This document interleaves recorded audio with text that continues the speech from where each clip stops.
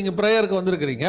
இப்போ இங்கேருந்து ஒரு ஜப குறிப்பு சொல்கிறோம். இந்த ஜப குறிப்பை எத்தனை பேர் ஒன்னஸோட ஜெபம் பண்ணீங்க? ஒரு மனதமாக எத்தனை பேர் ஜெபம் பண்ணோம்? அந்த ஜப குறிப்புக்கு வாய் ஜெபம் பண்ணிக்கிட்டு இருக்கோம், இருதயம் வேற எங்கேயோ இருக்கும்.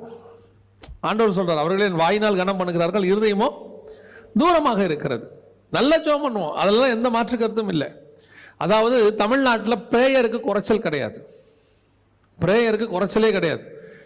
இங்கே வந்து ஆல் நைட் ப்ரேயர் இருக்குது, இங்கே வந்து ஃபாஸ்டிங் ப்ரேயர் இருக்குது, பெண்கள் ஜபம் இருக்குது, ஆண்கள் ஜபம் இருக்குது, அப்புறம் வந்துட்டு அமாவாசை ஜபம், பௌர்ணமி ஜபம், எல்லா ஜபமும் இருக்குது. உங்களுக்கு என்னென்ன நாள் இருக்குதோ எல்லா நாள்லையும் என்ன இருக்குது? ஜபம் இருக்குது. அதில் ஜபத்துக்கு வந்து இங்கே குறைச்சல் கிடையாது. ஆனால் ஜபம் எப்படி பண்ணப்படுகிறது அதுதான் கேள்வி. ஒரு மனதோடு கூட இருந்து பண்ணுறோமா? இன்னைக்கு நிறைய பேர் என்கிட்ட சொல்லுவாங்க, அண்ணா இப்படி ஜெபம் பண்ணலாம், அண்ணா அங்கே ஜெபம் பண்ணலாம். ஜெபம் பண்ணலாம், பிரச்சனை கிடையாது. ஆனால் ஜெபிக்க வருகிறவர்கள் அத்தனை பேரும் எப்படிப்பட்டவர்களாக இருக்கிறாங்கன்றது தான் கேள்வி. 50,000 பேர் கூடி நாங்கள் ஜெபம் பண்ணுறோம், 50,000 பேரும் ஒரு மனமாக இருந்தானா?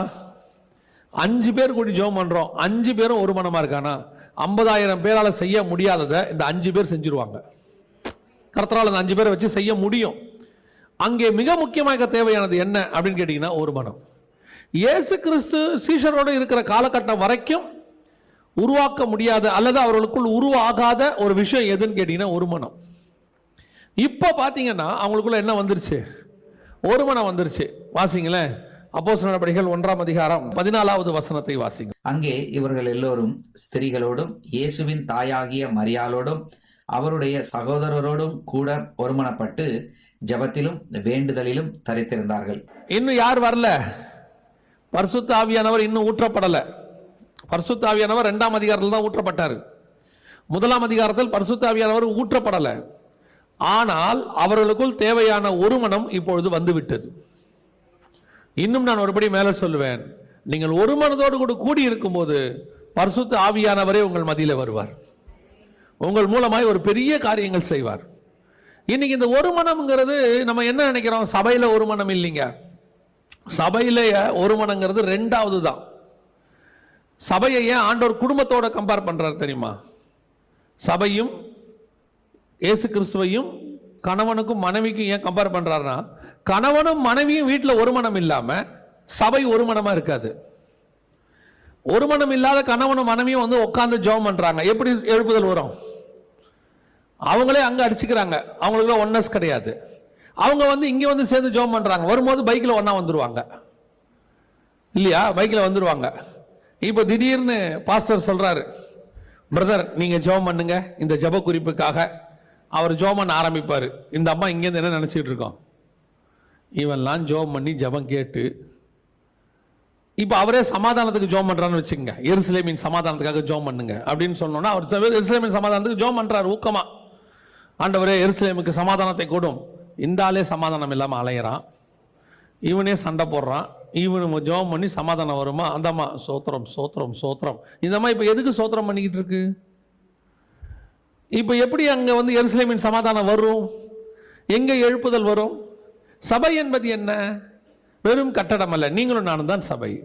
அப்போ சபையில் ஏற்படக்கூடிய ஒவ்வொரு ரியாக்ஷனுக்கும் ஆக்ஷன் எங்கே இருக்குன்னா வீட்டில் இருக்கு. அதனால தான் சபையும் வீட்டையும் கர்த்தர் ஒன்றா சொல்கிறாரு. வீட்டுக்குள்ள உங்களுக்குள்ள ஒரு மனமாக இருக்க முடியல, ஆனால் சபைக்குள்ள வந்து மட்டும் ஒரு மனமாக இருக்கிறீங்க. என்ன கேட்டால் சபை என்பது நாம் எல்லோரும் மாய்மாலம் பண்ணக்கூடிய மிக முக்கியமான இடம். அவங்க எல்லாம் சொல்லுவாங்க, வீட்டில் 1000 இருந்தாலும் வெளியே நம்ம அதை காட்டிக்க கூடாது. நல்ல விஷயம், கரெக்ட். ஆனால் எங்கே வந்து காட்டுவான் தெரியுமா? சபையில். அவங்க 2 பேரும் ஆக்கில்லா பிரிஸ்கில்லா மாதிரி இருப்பாங்க. வந்தாங்கன்னா இங்கே வந்து உட்காந்துருக்கும் போது ஐயோ அவருக்கு அது பிடிக்கவே பிடிக்காது. 2 பேருக்கும் தெரியும்.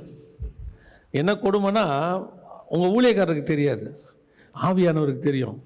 படுபாவி எப்படி நடிக்கிறோம் பார் இல்லையா? அந்த அம்மா சொல்லும், சும்மா சாதாரணமாக கேட்பார் பாஸ்டர், என்னது பிரதர் இன்னைக்கு சாப்பிட்டீங்களா? என்ன சாப்பாடு? பாஸ்டர் அவருக்கு வெண்டைக்காய் பிடிக்காது பாருங்க, அதனால் அதுதான் செஞ்சுட்டு வந்திருக்கோம்.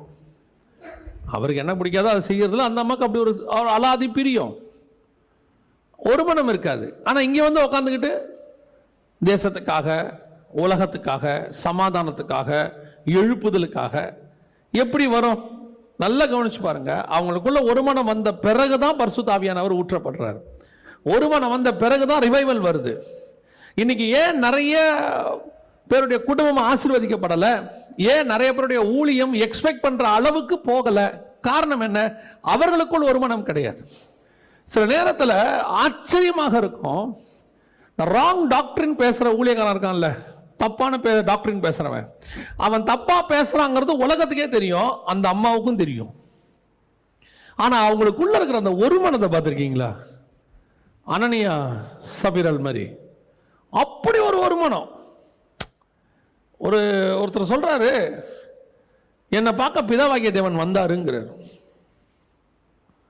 மனைவி கூட வந்து சொல்றாங்க, ஆம் நானும் பார்த்தேன் பிதாவை. என்ன ஒரு மனம் பாருங்க. இதெல்லாம் அனனியா சப்பீரலை தாண்டினது. பிதாவாகிய தேவனை போயே பார்க்க முடியாதுன்னு இருக்குது. பிதாவாகிய தேவன் எங்க வந்தாரு? என்ன பார்க்க வந்தாரு. என்ன பார்க்க வந்ததுக்கு இப்ப யாரு அதுக்கு ஆத்தரைஸ்ட் பண்றது? ஒரு ராங் டாக்டரின் பேசுறவனுக்கு அவன் மனைவி எவ்வளவு ஆத்தரைசேஷன் பாருங்க. சத்தியம் பேசுறவனுக்கு கீழே உட்காந்துக்கிட்டு ஒரு பிசாசு மாதிரி உட்காந்துருக்கும். இன்னைக்கு ஒரு மனம் என்பது எங்கே இருக்கிறது? இப்போ பாருங்க, அப்போஸ்தலர் நடபடிகள், இப்போ ஏதோ பரிசுத்த ஆவியானவர் ஊற்றப்பட்ட அன்னைக்கு மட்டும்தான் அவங்களுக்கு ஒரு மனம் வந்ததுன்னு அர்த்தம் இல்லை. 2ஆம் அதிகாரம் அப்போஸ்தலர் நடபடிகள் 46வது வசனத்தை வாசிங்கள். அவர்கள் ஒருமனப்பட்டவர்களாய் தேவ ஆலயத்திலே அனுதினமும் தரித்திருந்து வீடுகள் தோறும் அப்பம் பெற்று மகிழ்ச்சியோடும் கபடமில்லாத இருதயத்தோடும் போஜனம் பண்ணி. அவ பாருங்க, ஒரு மனம்ங்கிறது ஏதோ ஒரு நாளைக்கு வர்றதில்லை. அவர் ஒருமனப்பட்டவர்களாய் தரித்திருந்து, அதுக்கப்புறம் அவன் அப்படியே தான் இருக்கான், எல்லாத்துலயும் ஒன்னஸ். அப்போ ரிவைவலுக்கு காரணம் என்ன? ஒரு எழுப்புதல் அன்னைக்கு வந்துச்சு. காரணம் என்ன? ஏதோ ஒரு மனம் என்பது ஒரு நாள் அக்கேஷனுக்கு வரக்கூடியதான ஏதோ ஒன்று இல்லை. சிலர் பார்த்தீங்கன்னா ஒரு நாள் நல்லா இருப்பாங்க, ஒரு நாள் நல்லா இருப்பாங்க, அதுக்கப்புறம் திருப்பி பிரச்சனை வரும். திருப்பி ஒரு 15 நாள் கழிச்சு ஒரு மனப்படுவாங்க, அப்புறம் ஒரு 2 வாரம் பிரச்சனை போவோம், அப்புறம் ஒரு வாரம் நல்லா இருப்பாங்க. அப்போ அவங்களுக்குள்ள என்ன வராது? அவங்களை கொண்டு கர்த்தர் பெரிய காரியங்களை செய்ய முடியாது. ஏதோ வாழ்க்கை ஓடும், அப்படி ஓடும். ஆனால் ஒருமனப்பட்டவர்களாய் தரித்திருந்து, அதான் ரொம்ப இம்பார்ட்டன்ட். ஒருமனப்பட்டவர்களாய் தரித்திருந்து அவங்க அதுக்கப்புறம் ஒரு மனதோடைய வாழ்க்கை ஆட ஆரம்பிச்சிட்டாங்க. இந்த ஒன்னஸ் தான் இன்னைக்கு கடைசி காலத்தில் கர்த்தர் எதிர்பார்க்கிற மிக முக்கியமான ஒரு சம்பவம். அது வீட்டுக்குள்ளேயும் இருக்கணும், வீட்டுக்குள்ள இருந்தா சபைக்குள்ளேயும் இருக்கும், சபைக்குள்ள இருந்தால் தேசத்துக்குள்ளேயும் இருக்கும், தேசத்துக்குள்ள இருந்தா அதற்கு பேர் தான் எழுப்புதல். எல்லாருக்குள்ளேயும் ஒரு மனம் வந்துருச்சுன்னு வச்சுங்களேன், ரிவைவல் என்பது தானாய் வரும். அத்தனை பேருக்கும் ஒரு ஒன்னஸ். அது வீட்டில் ஆரம்பிக்கணும், சபையில் வெளிப்படணும். சபையில் வெளிப்படுறது தேசம் முழுக்கும் பரவும். இன்னைக்கு நமக்குள்ள அந்த ஒன்னஸ் இருக்குதா? இதுதான் ஆராய போறோம். இந்த ஒன்னஸ் இல்லாமல் இருப்பதுக்கு என்ன காரணம்? 3½ ஆண்டு காலம் இயேசு கிறிஸ்துவோடு கூட அவர்கள் இருந்திருக்கிறார்கள். அப்போ வராத ஒரு மனம் இயேசு கிறிஸ்து போன பிறகு என்ன செய்யுது? வருது. பல நேரங்களில் சில காரியத்திற்கு கர்த்தர் கொஞ்சம் விலகி நிற்கிற மாதிரி நின்னார்னா தான் நமக்கு அறிவு வரும். கர்த்தர் கூடவே இருக்கிற வரைக்கும் நமக்கு என்ன தெரியாது? அருமை தெரியாது. நீங்கள் நல்லா ஜெபம் பண்ணிக்கிட்டே இருப்பீங்க, அந்த தேவனுடைய பிரசன்னம் உங்களை மூடிட்டே இருக்கும். அந்த பிரசன்னம் இருக்கிற வரைக்கும் அந்த பிரசன்னத்தினுடைய மேன்மை உங்களுக்கு தெரியவே தெரியாது. ஒரு நாள் ஏதோ ஒரு பாவம் இடர்தல், ஜெபம் பண்ண முடியல, உங்களுக்குள்ள ஒரு வெறுமை ஒன்று வரும். அந்த வெறுமை தான் இந்த பிரசன்னத்தினுடைய மகிமையை உங்களுக்கு காட்டும். எவ்வளோ பிரசன்னத்தில் இருந்தோம், ஒரு மகிமை போச்சே, ஒரு வெறுமை தெரியும். நான் சொல்றது நல்லா ஸ்பிரிச்சுவலாக இருக்கிறவங்களுக்கு கண்டிப்பாக தெரியும்.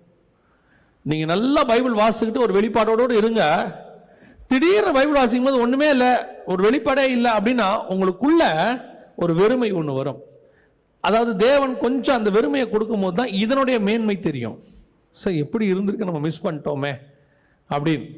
நம்ம ஊரில் பழமொழி சாதாரணமாக சொல்லுவாங்க, நிழலின் நன்மை எங்கே தான் தெரியும்? வெயிலில் தான் தெரியும். ஒரு மரத்தை வச்சிருக்கும் போது அதோடைய மேன்மை தெரியாது, வெட்டியாச்சு அப்படின்னு சொன்னால் வெயில் வரும்போது அந்த மரத்தோடைய மேன்மை எல்லாருக்கும் நல்லா தெரியும். இதே மாதிரிதான் இந்த ஒரு மனம் என்று சொல்லக்கூடியதான இந்த விஷயத்தை அவங்க எப்போ இயேசு இருக்கும்போது கற்றுக்கொள்ளவில்லை, இயேசு இல்லாத போது அவர்கள் கற்றுக்கொண்டார்கள். அவர் இயேசு எடுத்துக்கொள்ளப்பட்ட பிறகு அவர்களுக்குள் அந்த ஒரு மனம் தானாய் வருகிறது. இயேசு இருக்கும்போது ஏன் அவங்களுக்குள்ள ஒரு மனம் வரல, வராமல் போனதுக்கு என்ன காரணம், அதைத்தான் நாம் இன்னைக்கு பார்க்க போகிறோம். ஒரு சில காரியங்களை மாத்திரம் பார்க்க போகிறோம். முதலாவதாக அவர்களுக்குள் ஒருமனம் வராமல் போனதுக்கு காரணம் என்ன? வாசியுங்கள். மத்தேயு எழுதின சுவிசேஷம் 19ஆம் அதிகாரம் 27வது வசனத்தை வாசி. அப்பொழுது பேதுரு அவரை நோக்கி, எல்லாவற்றையும் விட்டு உம்மை பின்பற்றினோமே, எங்களுக்கு என்ன கிடைக்கும் என்றான். இன்னைக்கு ரிவைவலுக்கு மிக முக்கியமாக தடையாக இருக்கக்கூடிய அல்லது ஒரு மனதுக்கு தடையாக இருக்கக்கூடிய மிக முக்கியமான காரணம் எது அப்படின்னு கேட்டீங்கன்னு சொன்னா, ஆண்டவர்கிட்ட ஒரு தேவையோடு கூட வருகிற கூட்டம். நான் சொல்றது, இயேசு கிட்ட வரும்போது கண்டிப்பாக நம்ம ஒரு தேவையோடு தான் வந்தோம். ஒருத்தருக்கு அந்த தேவை மாறுபடும். அந்த தேவை என்ன செய்யும்? மாறுபடும். ஒரு சிலருக்கு சமாதானம் இல்லை, சூசைட் பண்ணிக்க போனாங்க, கர்த்தர் சமாதானத்தை கொடுத்தாரு, வந்தாங்க. ஒரு சிலர் கடன் தொல்லை, கர்த்தர் அதை மாத்தினாரு, வந்தாங்க. ஒரு சிலருக்கு வியாதி சுகமாக்கினார், வந்தாங்க. ஸோ கர்த்தர்கிட்ட வர்றதுக்கு எல்லாருக்கும் என்ன இருக்குது? ஒரு காரணம் இருக்கு. ஆனா வந்தாச்சு, எல்லாத்தையும் விட்டுட்டு வந்தாச்சு. வந்த பிறகு இவன் இயேசுவோடு கூட டிராவல் பண்ண ஆரம்பிச்சிட்டான். பேதுரு இயேசு கூட நடக்க ஆரம்பிச்சாச்சு. ஆனால் இவனுக்குள்ள ஒரு எண்ணம் இருந்துகிட்டே இருக்குது. என்ன எண்ணம் இருக்குது? எல்லாவற்றையும் விட்டு வந்தோமே, எங்களுக்கு அப்போ ஒரு தேவையோடு கூட கர்த்தரை பின்பற்றுகிற ஒரு கூட்டம். அதாவது ஆண்டவர் உன்னுடைய தேவை என்னவோ அதை கொடுத்து கூப்பிடுறாரு. இப்ப பேதுருக்கு மீன் அங்கே தேவை, கர்த்தர் கொடுத்து கூப்பிட்டாரு. ஆனால் அடுத்த வார்த்தை கர்த்தர் சொன்னார், அவைகளை விட்டு விடு, அதை விட்டுட்டு என் பின்னாடி வா. உன் தேவை என்னவோ அதை நான் தரேன், ஆனால் தேவைக்காக என்னை பின்பற்றாது. எல்லாவற்றையும் விட்டு நான் மட்டும் வேணும்னு என்னை பின்பற்றணும். அவனை கொண்டுதான் கர்த்தர் பெரிய காரியத்தை செய்ய முடியும். ஒரு ஆரம்பத்தில் வந்தது உண்மை. ஆனால் ஒவ்வொரு காலகட்டத்திலும் நம்ம தேவைகள் மாறிக்கிட்டே இருக்குது. ஃபர்ஸ்ட் 10 வருஷம் ஒரு பொருளாதார தேவை, அடுத்த 10 வருஷம் வாழ்க்கை செட்டில் ஆகணும், என் பொண்ணுக்கு ஒரு மாப்பிள்ளை பார்க்கணும், என் பையனுக்கு ஒரு வேலை கிடைக்கணும், வெளிநாட்டுக்கு போகணும், அதை போகணும், இதை போகணும். அடுத்த 10 வருஷம், பாஸ்டர் ஆண்டவர் எங்களை ஒரு குறையும் இல்லை, எங்கள் குடும்பத்திலே நாங்கள் மட்டும்தான் வாடகை வீட்டில் இருக்கிறோம், எப்படியாவது நாங்கள் ஒரு சொந்த வீடு கட்டிடணும். எங்கள் அக்கா தங்கச்சிங்கெல்லாம் என்னை ஏளனமாக பார்க்குறாங்க எல்லாரும். இப்படி ஒரு 10 வருஷத்துக்கு ஒரு தடவை ஒரு விண்ணப்பம் என்ன இருக்கு? இருந்துகிட்டே இருக்கு. அடுத்து எப்படியாவது ஒரு பேரப்பிள்ளையை பார்த்துடணும் பாஸ்டர், என் பிள்ளைக்கு இப்போ கல்யாணம் ஆயிடுச்சு, குழந்தை பிறக்கலை, அந்த பேரப்பிள்ளையை மடியில் வச்சு பார்க்க வேண்டாமா கர்த்தர் எனக்கு அதான். அப்புறம் அடுத்த 10 வருஷம், அப்புறம் அடுத்த 10 வருஷம், பாஸ்டர் எப்படியாவது நல்லபடியாக உங்கள் கையால் எனக்கு ஒரு அடக்காராதனை பண்ணிடணும். அப்படின்னா என்ன அர்த்தம்னா, அந்த அம்மா சாகிற வரைக்கும் இவர் வருகையில் கூட போகக்கூடாது, இருந்து அந்த அம்மாவை அனுப்பிட்டு தான் என்ன செய்யணும்? போகணும். ஏதாவது ஒரு தேவை இருந்துகிட்டே என்ன செய்யுது? இருக்கு. 10 வருஷத்துக்கு ஒரு தடவை. அது ஊழியக்காரனுக்கு மாறும், விசுவாசிக்கு மாறும். ஒவ்வொரு ஊழியக்காரனுக்கும் 10 வருஷத்துக்கு ஒரு தேவை மாறுது. ஒவ்வொரு விசுவாசிக்கும் 10 வருஷத்துக்கு ஒரு தேவை மாறுது. அப்போ கர்த்தரை நான் பின்பற்றுகிற போது ஏதோ ஒரு பெட்டிஷனை கையில் வச்சுக்கிட்டே தான் போறேன். நல்லா கவனிச்சு பார்த்தீங்களா? ஏதாவது ஒரு ஆளு கோட்டை வாசல்ல நிக்கிறானா அவன் கையில் என்ன இருக்கும்? மேக்சிமம் பெட்டிஷன் தான் இருக்கும். ஒரு சிலர் மட்டும்தான் எப்படியாவது ஒரு முகத்தை பார்க்கணும் நிக்கிறவன் இருப்பான். முதலமைச்சரையோ அல்லது சினிமா நடிகனையோ பார்க்க நிக்கிறவங்கள ஒரு குரூப் முகத்தை மட்டும் பார்த்தான் நிற்கிற ஒரு குரூப் இருக்கு. ஒரு குரூப் தேவையோடு கூட நிற்கும். ஆண்டவர்கிட்ட பேதுரு இத்தனை வருஷம் ஃபாலோ பண்ணிட்டாரு. ஃபாலோ பண்ணிட்டு வரும்போது இத்தனைக்கும் இயேசு எருசலேமுக்கு சமீபமா போயிட்டாரு. அடுத்து அவர் உள்ள எருசலேமுக்குள்ள பாட அனுபவிக்க போகணும். அப்ப கேட்கிறான் இயேசுவை பார்த்து, எல்லாவற்றையும் விட்டு பின்பற்றினோமே, எங்களுக்கு என்ன கிடைக்கும்? இந்த என்ன கிடைக்கும்னு கேட்கறவனை வச்சு எதுவுமே செய்ய முடியாது. ஆண்டவர்கிட்ட தேவையோடு கூட நிறைய பேர்கிட்ட இன்னைக்கு என்ன ஒரு நோக்கம் இருக்குன்னா, ஆண்டவரை நான் ஒரு வேலை பார்த்துக்கிட்டு இருந்தேன், ஊழியத்துக்கு வரவங்க வேலை பார்த்துக்கிட்டு இருந்தேன், அந்த வேலையை விட்டுட்டு ஆண்டவர் என்ன ஊழியத்துக்கு வர சொன்னார். கரெக்ட். இவங்களும் தியாகத்தோட என்ன செஞ்சுறாங்க? ஊழியத்துக்கு வந்துடுறாங்க. வந்துட்டு இப்ப என்ன பண்றாங்க? அங்க எதை நான் வேலை பார்த்திருந்தா என்ன கிடைச்சிருக்குமோ அது எனக்கு எங்க வேணும்? இங்க வேணும். அப்படின்னா இவங்க என்ன பண்ணிருக்கிறாங்கன்னா, ஆல்டர்னேட் வேலை மாத்தி இருக்கிறாங்க, ஆல்டர்னேட் ஊழியம் மாத்தி இருக்கிறாங்க.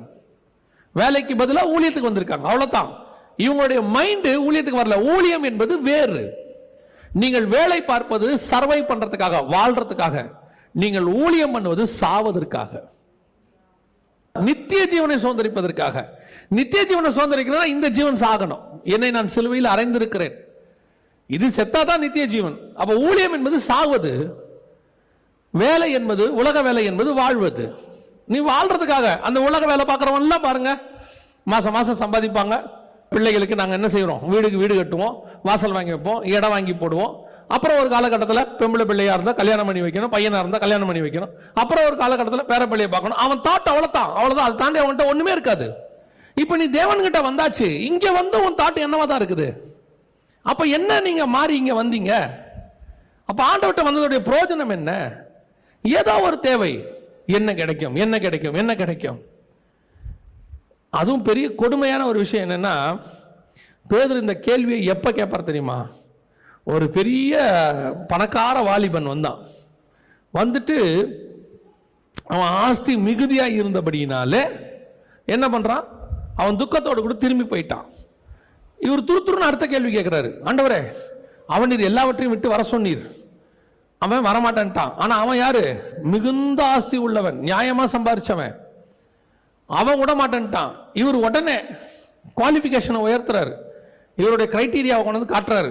நான் யார் தெரியுமா ஆண்டவரே? எல்லாவற்றையும் விட்டு வந்தேன். ஏற்கனவே சொல்லியிருப்பேன், நம்மளா இருந்தால் அந்த கேள்வி அதுக்கு பதிலே வேற தான். பேதுரு இப்படி சொன்ன உடனே நம்ம ரிப்ளை என்னவா இருக்கும் தெரியுமா? சரி பேதுரு, என்ன விட்ட சொல்லுப்பா, ஒரு லிஸ்ட் போடுவோம். நீ விட்டது என்ன? ஆண்டவரே நான் வந்து போட்டை விட்டேன். என்ன போட்டு? முழுவதும் பிரயாசப்பட்டாலும் ஒரு மீனும் கிடைக்காத ஒரு போட்டு.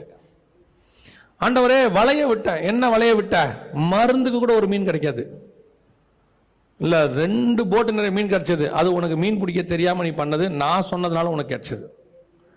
அதுவும் நீ பிடிச்சது இல்ல, நான் சொன்னதுனால அது கிடைச்சது. நீ என்ன பிடிச்ச? ஒன்னும் பிடிக்கல. இப்ப என்ன விட்ட? நம்மளா தான் என்ன செய்வோம்? இப்படி ஒரு கேள்வி கேட்போம். கர்த்தர் அவர் ஆண்டவர், நம்ம மனுஷன், அதான் டிஃபரன்ஸ். அவர் பெருந்தன்மையா சொல்றார், பரவாயில்லப்பா மறுஜன்ம காலத்தில் நீ நியாயந்திருக்கிறவனாக இருப்பாய், அதெல்லாம் சொல்றார். இப்ப நமக்கு உள்ள இந்த ஒரு எண்ணம் இருந்துகிட்டே இருக்கு. ஆண்டவருக்காக விட்டுட்டு வந்தோம். என்ன விட்டோம் சொல்லுங்களேன்? ஆண்டவருக்காக நம்ம என்னதான் விட்டோம்? பல நேரங்கள்ல சில பரிசுத்தவான்கள், பவுல் எடுத்துக்கோங்களேன், அவர் சொல்றாரு எல்லாவற்றையும் நஷ்டமும் குப்பையும் என்று விட்டேன். அப்படின்னா அதுல ஒரு நியாயம் இருக்கு. லாபமான அனைத்தையும் பேதுரு விட்டது நஷ்டமானது, பவுல் விட்டது லாபமானது. லாபமான என்ன? என் வாழ்க்கைக்கு அது லாபம், ஆனா ஸ்பிரிச்சுவாலிட்டிக்கு அது நஷ்டம். பேதுரு எல்லாவற்றையும் விட்டேன்னு சொன்னது எது தெரியுமா? ஸ்பிரிச்சுவாலிட்டிக்கு லாபம் இல்ல, வாழ்க்கைக்கு லாபம். இன்னைக்கு நாம என்ன செய்யறோம்? ஏதாவது ஒண்ணு வாழ்க்கையில் ஏதாவது ஒண்ணு விட்டுருக்கிறோம். கண்டிப்பா யாரும் இங்கே உங்களுடைய தியாகத்தை கர்த்தர் கனவீனப்படுத்தல. ஆனா அதையே கட்சி வரைக்கும் யாராவது ஒருத்தர் உங்களை அடிச்சிருப்பாங்க 20 வருஷத்துக்கு முன்னாடி. எப்போ நீங்க ஊழியத்துக்கு வர்றதுனாலயோ ஆண்டவர் ஏற்றுக்கொண்டதுனாலயோ என்ன செஞ்சிருப்பாங்க? அடிச்சிருப்பாங்க. 20 வருஷம் கழிச்சும் ஒரு கூட்டம் என்னை சூழ்ந்து கொண்டு அடித்தது, நான் தாக்கப்பட்டேன். எப்படி இருக்கும் பாருங்களேன். ஆண்டவர் என்ன தெரியுமா சொல்லுவாரு? நீ தாக்கப்பட்டது உண்மைதான், நான் இல்லைன்னே சொல்லலை. போராடலாம் சொன்னா எப்படிரா? இல்லையா? பவுல் பட்டணந்தோறும் அடிக்கப்பட்டார், அதையே ஒரு தடவை தான் சொல்லியிருக்கிறார். பட்டணந்தோறும் அவர் என்ன பண்ணியிருக்கணும்? 13 புக்கு எழுதியிருக்கிறார். 13 புக்லேயும் அவர் என்ன எழுதியிருக்கணும்? பட்டணந்தோறும் அடிக்கப்பட்டேன். கலாத்திரே உங்களுக்கு தெரியுமா? நான் பட்டணந்தோறும் அடிக்கப்பட்டேன். குருந்தியரே உங்களுக்கு தெரியுமா? நான் பட்டணந்தோறும் அடிக்கப்பட்டேன். குருந்தியரே நான் 2வது முறை உங்களுக்கு எழுதுகிறேன், பட்டணம் முழுவதும் அடிக்கப்பட்டேன். எபேசியர் உங்களுக்கு தெரியுமா? நான் பட்டணம்.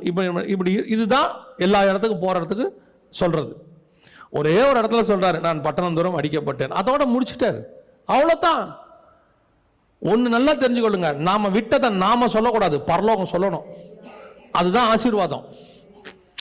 யோபு விட்டதை யார் சொல்லக்கூடாது? யோபுவே சொல்லக்கூடாது, தேவன் சொல்லணும். உண்மையும் உத்தமும் சன்மார்க்கம் உள்ளவன் அவன்டான்னு சொல்லணும். இன்னைக்கு ஒரு கூட்டம் என்ன கிடைக்கும் ஆண்டவரே, என்ன கிடைக்கும் ஆண்டவரே, இது இப்படி இப்ப இது எப்படி மாறி எப்படி ஆயிடுச்சு தெரியுமா? இவன் என்ன கிடைக்கும் கேட்டது போக நீயும் கேளு, கர்த்தர் உனக்கும் தருவார். இப்போ ஒரு குரூப்பே என்ன ஆயிடுச்சு? ஆண்டவரே எனக்கு என்ன கிடைக்கும், ஆண்டவர் என்ன கொடுப்பீங்க? இவர்கள் அத்தனை பேரும் இந்த பூமியை சுதந்திரிப்பதற்காக பிரயாசப்படுகிறவர்கள். இதுவே பேதுரு பவுல் கேட்டிருந்தா எப்படி இருந்திருக்கும்? ஆண்டவரே நான் லாபமான அனைத்தையும் நஷ்டம் என்று விட்டேன், எல்லாம் முடிச்சிட்டேன். இப்ப நியாயமா ஆண்டவர் கேட்கணும், பவுல் உனக்கு என்ன வேணும்? நீ எனக்காக இவ்வளோ பெரிய காரியம் செஞ்சிட்ட, உனக்கு என்ன வேணும்? பவுல் என்ன தெரியுமா சொல்லியிருப்பாரு? அவர் அதுதான் சொல்றாரு பைபிள்ல. என்ன தெரியுமா சொல்றாரு? நான் தேகத்தை விட்டு பிரிந்து தேவனோடு இருக்கிறதை விரும்புகிறேன், என்னை விட்டுருங்கடா, நான் அங்க போயிடுறேங்கிறாரு. இதுதான் நீ தேவனிடத்துல கேட்க வேண்டியது, எனக்கு என்ன கிடைக்கும்னு சொல்லி. உன்னுடைய தேவை அனைத்தும் பரலோகத்துக்குரியதாக இருக்கணும். பூமிக்குரிய தேவனுக்கு என்ன விட்டு திருப்பி பூமிக்குரிய தேடினீங்கன்னா என்ன பிரயோஜனம்? அதுல என்ன பிரயோஜனம் இருக்கு சொல்லுங்க? இங்க விட்டுட்டு அங்க தேடுறோம். அதுவும் எப்படி தேடுறோம்? வட்டியும் முதலமா தேடுறோம். கர்த்தருக்காக நான் அன்னைக்கு வீட்டை விட்டு பைபிளோட வெளியே வந்தேன். பின்ன சொத்து எழுதி கொடுத்தா அனுப்புவான்? யோசித்து பாருங்க. நீ அன்னைக்கு உன் சொத்தெல்லாம் கொடுக்க வேண்டியது கொடுக்காம உங்களை ஏமாத்தி என்ன செஞ்சிட்டாங்க? அனுப்பி விட்டுட்டாங்க. இயேசுவை ஏற்றுக்கொண்டதுனால நீங்கள் தனிமைப்படுத்தப்பட்டீர்கள், உண்மை. அதற்காக உங்களுக்கு திருப்பி சொத்து கொடுக்கணும்னு என்ன இருக்கு? சொத்து ஏமாத்திட்டாங்க, அதனால சொத்து கொடுக்கணும்னு என்ன இருக்கு? என்ன கண்டிஷன்? நீ வந்தது நான் இழந்த சொத்தை வாங்குவதற்கு அல்ல, அது உலகத்தினுடைய நஷ்டம், அது எனக்கு தேவையில்லை. இதை காட்டிலும் மேலான ஆசீர்வாதம் ஒன்று எனக்கு வைத்திருக்கிறார், அதை சுதந்திரிக்கும்படி இதை நான் விடுகிறேன். இதுதான் உண்மையிலேயே தேவனை தேடுறதுக்கான காரணமா இருக்கணும்.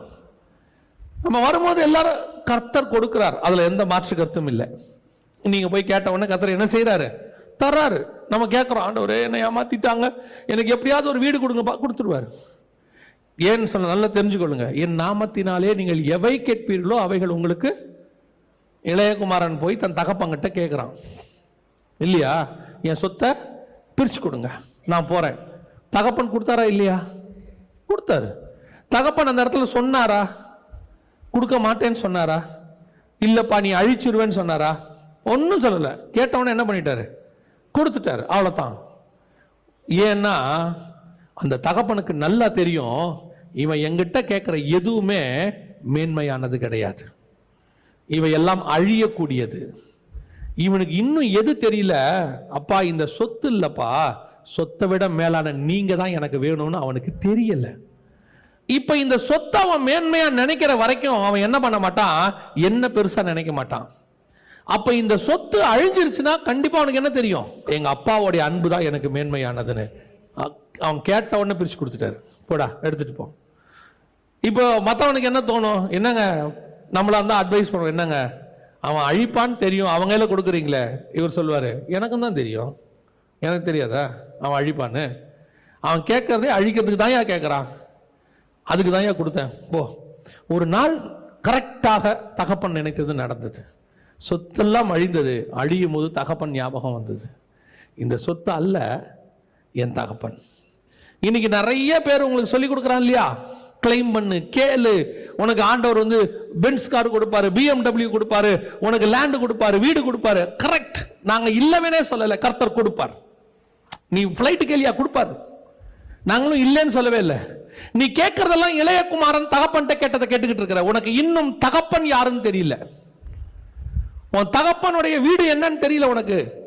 உன் தகப்பன் வீட்டை விட்டுட்டு எவ்வளவு சொத்தை வாங்கிட்டு நீ வெளியே போனாலும் அது அழிந்து விடும். உன் தகப்பன் வீட்டுக்குள்ள இருக்கும் போதுதான் உனக்கு மேன்மை. நீ கேட்கறது எல்லாமே உலகத்துல அழிவுக்கானது. உன் தகப்பனை உனக்கு கொடுக்கிறாரு. நீ என்ன சொல்ற?